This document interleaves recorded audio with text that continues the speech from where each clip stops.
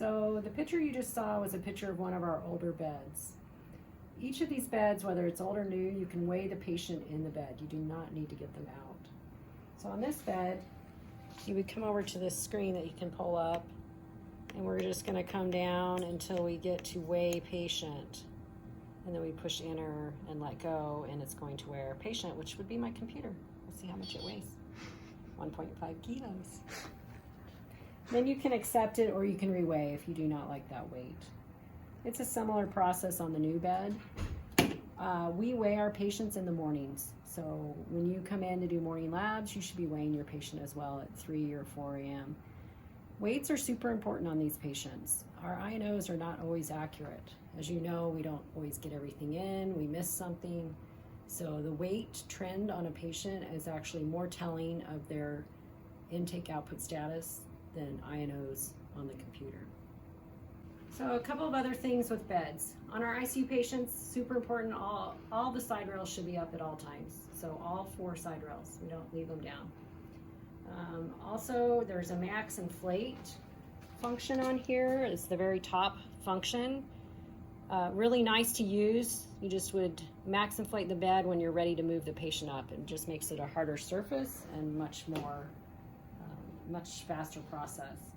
And then if you come down here, you push the key button, then you can put the patient in Trendelenburg if their pressure's low, or vice versa if we're proning and we want the head up. This is reverse Trendelenburg,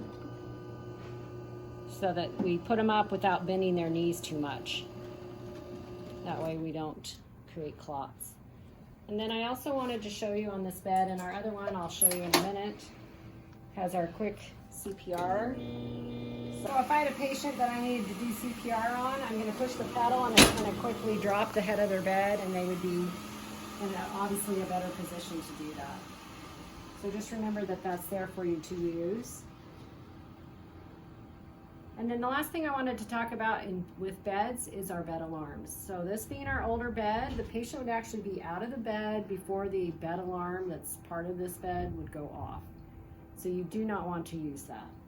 Instead, you want to get one of our bed alarms like this. I'll show it to you in a minute. You're going to clip it to the patient's gown, and when they try to sit up, it's going to pull off and make an alarming sound.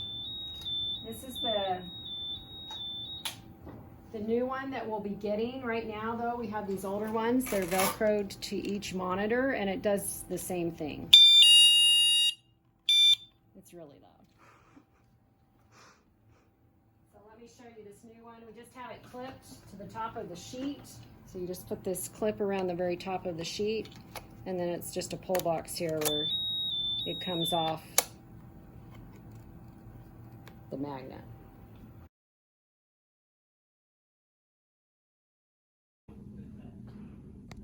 So this is one of our new beds. It has 2 screens that come out, and also says Progressa Therapy.